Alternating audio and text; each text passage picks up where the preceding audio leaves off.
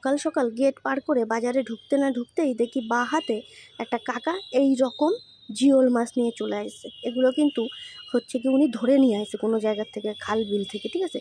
এগুলোকে বাইন মাছ বলে, অনেকে আবার পাখাল মাছও বলে, যে যে নামে আর কি পরিচিত যার কাছে। তো এই মাছগুলো দেখে আমি ভাবলাম যে একটু যাই দেখি, মাছগুলো তো এমনি সচরাচর পাওয়া যায় না। গিয়ে দাম জিজ্ঞাসা করি, তা আমারে বললো 60 টাকা শোয়া, মানে 600 টাকা কিলো।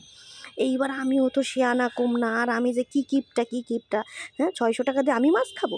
আমি কাকারে বললাম, কাকা কত দিতে হবে তুমি কও। কাকা বললো ওই একই দাম, এর কোনো কম নাই। এইবার আমার কয় তুমি কি সব কয়টা নেবা? আমি এসে যে হ্যাঁ নেবো। এইবার কইছে ঠিক আছে তাহলে একটু কম নিবানি। আমি কইছি ঠিক আছে 5 টাকা কমাইছে। আমি না ওইসব হবে না, যদি 50 টাকা শোয়া দাও, মানে 500 টাকা কিলো দাও, আমি সব কয়টা নেবো।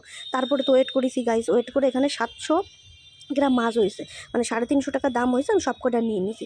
এইবার তোমরা কাও 700 গ্রাম মাছ 50 টাকা করে শোয়া, আমি সব কটা নিয়ে নিয়েছি। আমার কি লাভ হয়েছে না লস হয়েছে একটু কমেন্ট করে জানাইও। আর এই মাছ কে কে ভালো খাও একটু জানাবা।